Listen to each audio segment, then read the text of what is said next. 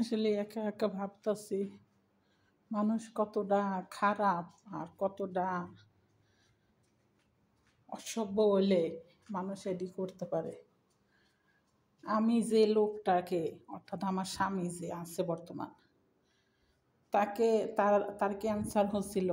সে ছিল মানে জিরো, কোনো টাকা পয়সা ছিল না।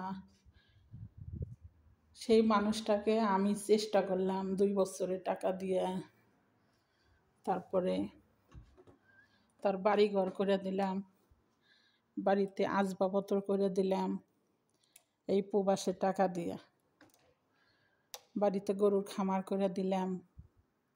আবার ব্যাংকে তান সে 1 লক্ষ টাকা চুরি করলো জালিয়াতি করে। মানুষ কতটা খারাপ হলে, কতটা বেহাইয়া বেশরম ইমান ছাড়া হলে মানুষ এডি করতে পারে। আজকে সে, আমি টাকা পয়সা দিই না দেখে আজকে আমাকে 3 বছর ধরে সে আমার সাথে কোনো যোগাযোগ করে নাই, যোগাযোগ করে না। ইন টোটাল আমাকে ব্ল্যাক লিস্টে ফেলাই দিচ্ছে 2টা নাম্বারে, আমার 2টা ইমোতে আমাকে ব্ল্যাক লিস্টে ফেলাই দিচ্ছে।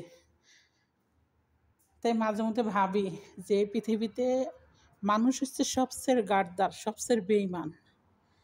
তে যারা আমার মতন, যারা মানুষের কাছে ঠকছেন, কখনো হতাশা পড়বেন না। আবার ওই যাচ্ছে না যে পড়ে যায় হেরা আবার উইটা দাঁড়ায়, আপনি জাহিদা উইটা দাঁড়াইবেন, দেখবেন আপনার যত বড় শত্রুই থাক, আপনার যত ক্ষতি হোক, সব কিছু আল্লাহ আপনাকে ঠিক আবার ফেরত দেবে, কিন্তু ধৈর্য ধরতে হবে। দেখেন, আচ্ছা 3টা বছর ধরে আমার সাথে সে যোগাযোগ করে না, সে কিন্তু আমার বর্তমানে এখনও স্বামী।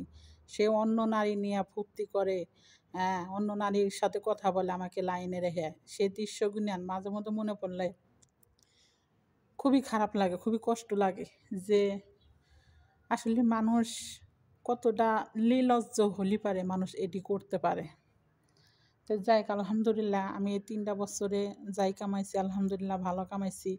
আমার তান যে সে 10-12 লক্ষ টাকার মতন হাতিয়ে নিছে, কিন্তু আল্লাহ আমাকে সেটা পোষায় দিচ্ছে আলহামদুলিল্লাহ। কিন্তু সে যে নিচ্ছে নিয়েও কিন্তু সে ভালো নাই, তার বলতে এখন কিছুই নাই, সে জিরো। তে রাখে আল্লাহ মারে কে, হয়েছে বড় কথা। আল্লাহ যদি দেয় কেউ থামাইতে পারে না আর কাইরে নিতে পারে না। তো আশাবাদী যে আমি এই লোকের সংসার করব না, কারণ যে লোক আমাকে বুঝলে না তারাই আমি চেষ্টা করলাম। হ্যাঁ, এই জিনিসটা যদি বুঝতো যে আমি মরার পথে চলে গেছিলাম, এই মহিলাটা মানুষের বাড়ি কাজ করে আমাকে সুস্থ করছে, আমার বাড়ি ঘর করে দিচ্ছে, আমাকে চলার মতন কিছু করে দিচ্ছে, এটি যদি ভাবতো। আর সে আমাকে বলে আমি খাদ্দামা, আমি কাজের মহিলা, আমি বিদেশ করি, আমি খারাপই করি, তার সংসার কীভাবে করব? তার সংসার কোনো দিনও করা সম্ভব না। অর্থাৎ আমি আশাবাদী যে আমি জানুয়ারিতে চলে যাব, যাইরা তার সাথে আমি সেপারেট হয়ে যাব। আমার তা নিয়ে যাব, যা টাকা পয়সা নিয়েছে, আমার যা আসবাবপত্র আছে বিদেশ তা নিয়ে গেছি, সম্পূর্ণ জিনিস আমাকে ফেরত দেবে, আমি আশাবাদী। তো হ্যালো বিয়ান, আমাকে একটু সাপোর্ট করেন, আমার পাশে থেকেন। আপনাদের সাথে একটু শেয়ার করলাম, কারণ যেহেতু আমি ফেসবুকে আছি, ইউটিউবে আছি, যারা আমাকে চেনেন, যারা আমাকে সাপোর্ট করেন, কারণ আপনারা আমার ফ্যামিলি মেম্বার, আমার ব্যাপারে সব কিছু আপনাদের জানার প্রয়োজন আছে, দরকার আছে। আপনাদেরকে আমি বললাম যে লোকের সাথে আমার থাকা সম্ভব না, আমি দেশে গেলে একদম সেপারেট হয়ে যাব। আর 10 বছর ধরে বিয়েছে, সে আমাকে চাইলে না পয়সাও আমাকে খাওয়ানি, একটা কাপড় চোপড়ও কিনে দেয়নি। আমি কখনো তার সাথে আমি দুর্ব্যবহার করিনি।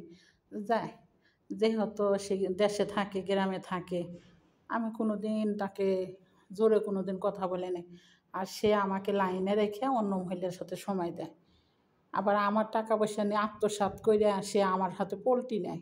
সে তোর জিন্দগির উপরে